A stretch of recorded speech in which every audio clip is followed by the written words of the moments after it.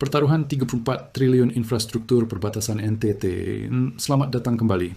Hari ini kita akan membahas sebuah pertaruhan raksasa lo, tepat di beranda terdepan Indonesia.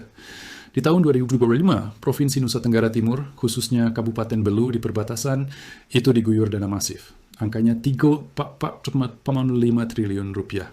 Nah, dalam pembahasan kita kali ini, kita akan coba bongkar mesin di balik angka fantastis itu. Gimana caranya uang sebanyak itu yang jadi jalan, pasar, pipa air, bisa jadi mesin pendorong ekonomi daerah. Tepat sekali. Dan yang perlu Anda pahami sejak awal, ini bukan sekedar cerita membangun fisik ya, ini cerita tentang pergeseran cara berpikir, sebuah revolusi mental kalau boleh dibilang. Kita beralih dari yang tadinya cuma menghitung, berapa kilometer jalan yang berhasil di aspal. Sekarang ukurannya, berapa rupiah keuntungan yang dihasilkan jalan itu untuk masyarakat. Kita akan lihat gimana sebuah pemerintah daerah berani bertaruh besar sampai memotong anggaran perjalanan dinasnya sendiri. Jadi ini benang merahnya. Di satu sisi, ada optimisme yang luar biasa. Target pendapatan daerah meroket, proyek-proyeknya inovatif. Tapi di sisi lain, ada realita pahitnya. Ada kualitas bangunan yang dipertanyakan. Ada kontraktor lokal yang kelimpungan di era digital. Dan ada satu paradoks aneh, di mana investasi besar masuk, tapi angka pengangguran malah ikut naik. Mari kita bedah bersama semua lapisannya. Baik, kita mulai dari fondasinya dulu. Konsep utama yang diangkat itu kan pergeseran dari pembangunan berbasis volume ke pembangunan berbasis nilai. Sejujurnya, ini terdengar seperti jargon birokrasi ya. Apa sih artinya ini dalam bahasa sehari-hari di lapangan? Meter jalan yang diaspal, berapa jembatan dibangun, ukurannya kuantitas, yang penting kelihatan fisiknya. Nah sekarang pertanyaannya jauh lebih dalam, lebih ke hasil. Apakah jalan baru itu benar-benar menekan biaya logistik buat petani dari desa terpencil ke pasar? Apakah pasar yang baru dibangun itu meningkatkan omset UMKM di sana? Jadi bukan lagi soal, lihat jalan kita mulus sekian kilometer, tapi lebih ke jalan ini bikin harga cabai dari petani, jadi lebih murah nggak di pasar. Gitu ya, kira-kira persis. Dan pertanyaan puncaknya, apakah semua itu bisa menambah pemasukan pajak dan retribusi ke kas daerah? Makanya di RPJMD Kabupaten Belu 2025-2029, infrastruktur itu posisinya bukan jadi tujuan akhir, tapi jadi kunci pembuka, istilahnya itu enabler, jadi prasyarat untuk sektor lain seperti pariwisata, pertanian, dan terutama perdagangan lintas batas dengan Timor Leste. Jadi setiap rupiah yang dibelanjakan untuk aspal dan beton, sekarang harus bisa dipertanggungjawabkan dampak ekonominya. Sekarang mari kita ikuti jejak uangnya. Angka untuk Provinsi NTT itu kan fantastis ya, 3,405 triliun. Tapi yang bikin saya kaget itu bukan angka triliunannya, tapi manuver cerdas di tingkat kabupaten. Pemkab Belu ini melakukan langkah yang bisa dibilang radikal. Mereka memangkas anggaran perjalanan dinas sampai 50%, dari 24 miliar jadi 12 miliar. Ini kan bukan angka kecil. Betul, dan yang lebih menarik lagi adalah kemana uang hasil penghematan itu dialihkan. Dana 12 miliar itu tidak hilang, tidak dipakai untuk pos belanja pegawai lain. Dana itu dialihkan, atau istilahnya refocusing, untuk menutupi defisit pembiayaan infrastruktur sebesar 60 miliar. Defisit ini muncul karena ada potensi hilangnya dana alokasi khusus di AK Fisik dari pusat untuk proyek jalan dan irigasi. Wow, ini seperti mengorbankan kenyamanan birokrasi demi investasi jangka panjang ya. Tapi, apa benar langkah seperti ini efektif? Sangat efektif. Ini menunjukkan pemahaman yang matang soal multiplier effect atau efek pengganda. Dalam teori ekonomi, ini konsep dasar. 1 rupiah yang diinvestasikan di jalan, itu punya dampak ekonomi berlipat ganda.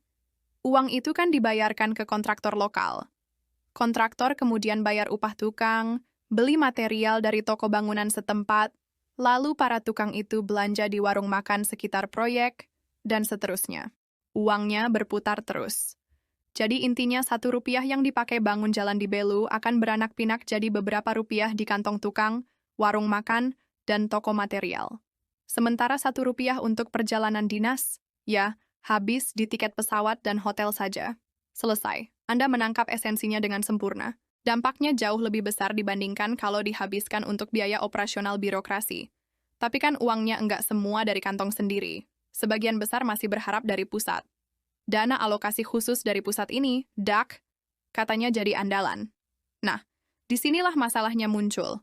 Katanya penyalurannya sering telat. Dan keterlambatan ini menciptakan efek domino yang, merusak di lapangan.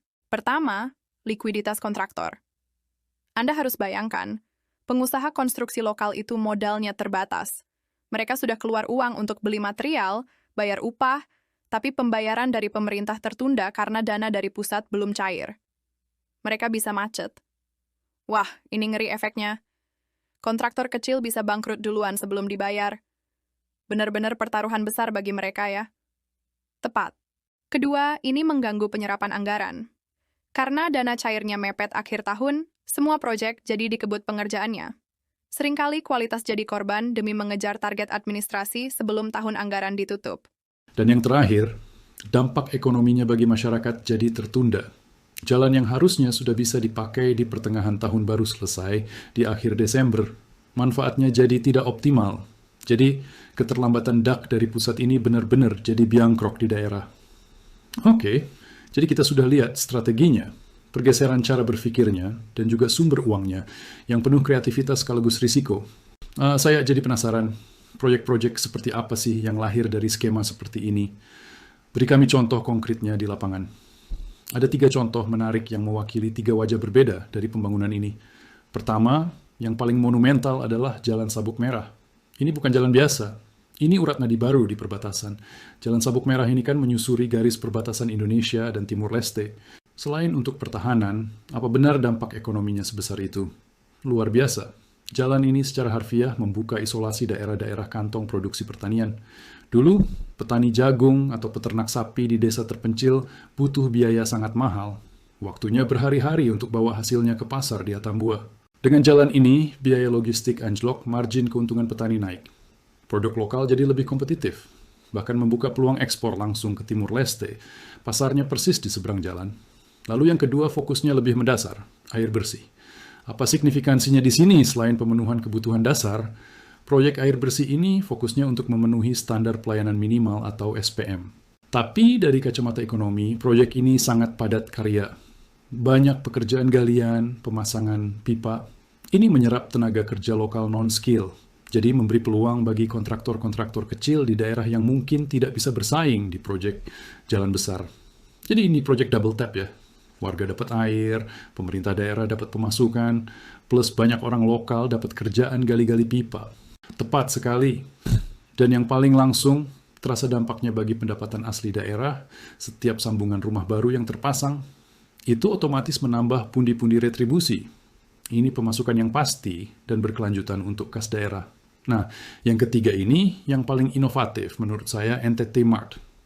Ini bukan sekedar pasar atau toko oleh-oleh kan. Konsepnya sepertinya lebih dalam. Jauh lebih dari itu. NTT Mart ini adalah sebuah terobosan infrastruktur ekonomi. Konsepnya sebagai pusat agregasi atau penampungan produk UMKM.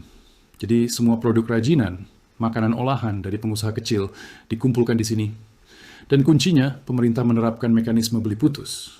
Artinya, barang UMKM langsung dibeli lunas oleh pengelola, bukan sistem konsinyasi atau titip jual. Ini memberi kepastian arus kas yang sangat dibutuhkan produsen kecil. Konsepnya brilian. Beli putus itu game changer buat UMKM, tapi saya baca ada kebijakan pendukungnya yang kontroversial sekaligus cerdas. Kebijakan wajib belanja ASN, bukankah ini menciptakan ketergantungan baru? Gimana kalau bupatinya ganti dan kebijakannya dicabut? Apa UMKM ini bisa bertahan? Pertanyaan yang sangat valid. Dan ini kritik utama terhadap model ini. Memang, kebijakan yang mewajibkan ASN belanja produk lokal minimal 100.000 per bulan, itu menciptakan pasar pasti atau captive market. Nilainya miliaran rupiah. Ini adalah inkubator yang sangat kuat di tahap awal. Namun, Anda benar.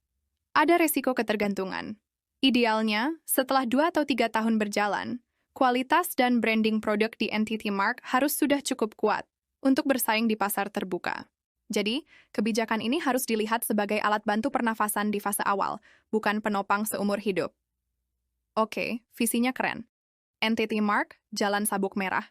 Tapi kita tahu, visi di atas kertas seringkali beda sama kualitas aspal di lapangan. Dan disinilah kita menemukan bom waktunya, kan? Betul sekali. Visi Jalan Sabuk Merah yang megah itu kontras dengan fakta di lapangan pada proyek-proyek lain. Ada laporan tentang proyek jalan senilai 17 miliar rupiah yang baru seumur jagung, tapi sudah rusak parah. Ada juga jalan menuju destinasi wisata andalan, Fulan Vehan, yang rusak karena longsor, memutus akses wisatawan. Jadi, kualitas menjadi isu sentral. Uang besar digelontorkan, tapi kalau hasilnya ringkih, sama saja bohong. Lebih parah dari bohong. Kerusakan dini ini adalah bom waktu fiskal. Bayangkan, potensi PAD dari tiket masuk wisatawan di Fulan Fehan bisa hilang total karena aksesnya rusak. Di saat yang sama, APBD justru terbebani biaya perbaikan yang tidak sedikit. Ini adalah bentuk inefisiensi belanja modal yang sangat serius. Uang yang seharusnya bisa untuk bangun sekolah baru, akhirnya habis untuk menambal jalan yang sama berulang kali. Dan kalau bicara soal kualitas, ujung-ujungnya kan kembali ke siapa yang mengerjakan di lapangan? Para kontraktor. Saya dengar mereka justru lagi pusing 7 keliling sekarang. Betul. Tahun 2025 menjadi tahun revolusi, atau bagi sebagian, tahun kiamat, dalam sistem pengadaan barang dan jasa pemerintah. Ini karena berlakunya Peraturan Presiden Nomor 46. Aturan ini mengubah total arena permainan bagi kontraktor, terutama yang kecil dan lokal. Ada 3 tantangan utama yang membuat mereka menjerit. Apa saja itu? Tantangan pertama adalah digitalisasi total melalui e-katalog versi 6. Mereka dipaksa bertransformasi jadi pedagang digital. Semua penawaran, negosiasi, dan administrasi harus lewat platform online. Bisa dibayangkan ya Pak Haji, kontraktor senior yang biasa deal project sambil mopi di warung, sekarang disuruh upload dokumen teknis ke server sebelum jam 12 malam. Bisa-bisa malah salah kirim file resep rendang keluarganya. Analogi Anda tepat sekali. Yang gagap teknologi akan otomatis tersingkir dari pasar pemerintah. Tantangan kedua, konsolidasi paket. Pemerintah punya kecenderungan menggabungkan paket-paket kecil jadi satu paket jumbo demi efisiensi administrasi. Akibatnya, kontraktor kecil kalah saing, tidak punya modal dan kapasitas teknis sebesar kontraktor besar dari luar daerah. Oke, digitalisasi dan paket jumbo. Yang ketiga apa? Yang ketiga ini paling krusial, indeks kemahalan konstruksi atau IKK. Kita tahu biaya material di NTT itu sangat tinggi karena biaya logistik. Semen, baja, aspal, semua harus didatangkan dari pulau lain. Nah, kalau di tengah proyek harga material ini naik karena inflasi, sementara nilai kontrak tidak bisa disesuaikan, margin keuntungan kontraktor lokal yang sudah tipis, itu bisa habis terkikis. Banyak yang terancam bangkrut di tengah proyek. Wah, tekanannya dari segala arah ya. Tapi di setiap tantangan katanya ada peluang. Apa ada cahaya di ujung terowongan buat mereka? Benar sekali. Peraturan baru ini juga sangat menekankan preferensi penggunaan tingkat komponen dalam negeri atau TKDN. Ini peluang emas bagi kontraktor NTT yang secara alami menggunakan material lokal seperti batu dan pasir, serta tenaga kerja setempat. Peluangnya ada, asalkan yang besar. Mereka mampu mendokumentasikan dan mensertifikasi semua komponen lokal itu secara administratif di platform digital tadi. Jadi kuncinya sekarang bukan cuma jago membangun, tapi juga harus jago administrasi digital. Ini membawa kita ke bagian yang paling bikin saya garuk-garuk kepala. Uang triliunan masuk, investasi asing datang, proyek di mana-mana. Logikanya kan ini menyerap banyak sekali tenaga kerja, tapi datanya kok malah bilang tingkat pengangguran terbuka di NTT pada Agustus 2025 justru naik jadi 3,31%. Gimana ceritanya ini? Ini adalah paradoks yang sering terjadi dalam pembangunan berbasis proyek besar. Ada beberapa penjelasannya. Pertama, sifat proyek konstruksi itu musiman. Jangka pendek, pekerja direkrut untuk proyek 3 atau 6 bulan. Kemudian, setelah proyek selesai, mereka kembali masuk ke dalam statistik pengangguran. Jadi tidak menciptakan pekerjaan yang stabil. Oke, itu masuk akal. Selain itu, kedua adalah mekanisasi. Penggunaan alat berat seperti ekskavator dan bulldozer itu mengurangi kebutuhan tenaga kerja kasar secara drastis. Satu alat bisa menggantikan puluhan pekerja. Ketiga, dan ini yang paling krusial adalah kesenjangan keahlian, skills mismatch. Tunggu dulu, kalau soal skills mismatch, apa ini? Bukan salah pemerintah daerah juga? Mereka kan tahu bakal ada proyek-proyek besar yang butuh keahlian spesifik. Kenapa tidak dari jauh-jauh hari ada program pelatihan dan sertifikasi massal buat warga lokal? Anda menyentuh titik paling lemahnya. Seharusnya memang begitu. Proyek infrastruktur modern butuh tenaga kerja yang punya sertifikat keahlian. Misalnya operator alat berat bersertifikat, ahli pengelasan, atau mandor yang paham gambar teknis. Jika pekerja lokal tidak punya sertifikasi itu, kontraktor, demi mengejar kualitas dan jadwal, akan lebih memilih mendatangkan tenaga kerja dari luar yang sudah siap pakai. Akibatnya, penyerapan tenaga kerja lokal jadi minimal. Warga lokal hanya kebagian pekerjaan kasar yang jumlahnya semakin sedikit. Oke, gambaran besarnya agak suram ya soal serapan tenaga kerja ini. Tapi apa ada sisi positif lain dari data ketenaga kerjaan yang mungkin kita lewatkan? Ada. Dan ini tren yang sangat menarik dan menggembirakan. Ada tren positif dalam partisipasi angkatan kerja perempuan di level profesional. Data menunjukkan bahwa lebih dari 51% perempuan di NTT bekerja sebagai tenaga profesional.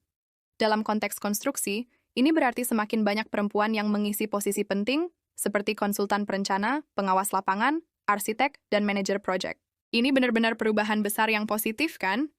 Artinya, dunia konstruksi yang dulu sangat identik sebagai dunia laki-laki, sekarang mulai terbuka di level manajerial untuk perempuan. Tepat. Ini sebuah evolusi struktural yang penting. Meskipun di level pekerja kasar masih didominasi laki-laki, di level otak, di balik proyek, peran perempuan semakin signifikan. Jadi apa artinya semua ini? Setelah kita membedah angka, strategi, proyek, dan tantangannya yang rumit, apa kesimpulan besarnya? Secara singkat, infrastruktur di NTT pada tahun 2025 ini berfungsi sebagai mesin ganda. Di satu sisi, ia adalah stimulus dari sisi penawaran, supply side. Jalan yang bagus, air yang lancar, pasar modern, itu semua akan menurunkan biaya ekonomi dan meningkatkan efisiensi. Ini fondasi untuk peningkatan PAD jangka panjang. Dan sisi mesin yang satunya. Di sisi lain, ia stimulus dari sisi permintaan, demand side. Proses belanja modal untuk konstruksi itu sendiri secara langsung menciptakan permintaan untuk industri material, jasa angkutan, dan tenaga kerja. Ini menjaga denyut nadi ekonomi daerah tetap berdetak. Jadi target PAD sebesar 104 miliar rupiah untuk Belu itu ambisius.